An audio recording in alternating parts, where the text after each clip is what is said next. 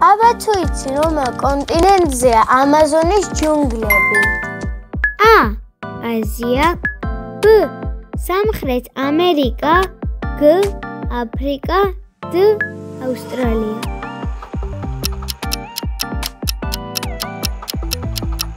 სწორი პასუხია სამხრეთ ამერიკა. ამაზონის ჯუნგლები მსოფლიოს ფილტვებია, რადგან ყველაზე მეტ ჟანგბადს გამოყოფს. ჯუნგლებში კი ბევრი საოცარი ცხოველი ცხოვრობს.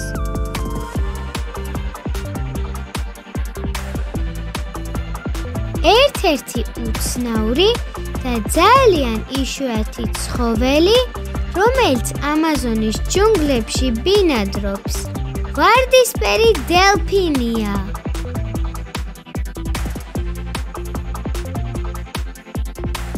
საინტერესო ფაქტი: სამხრეთ ამერიკაში, პერუს მაღალ მთებში, ორი დიდი მთის შუაში იმალება ერთი საოცარი ადგილი – მაჩუ პიქჩუ.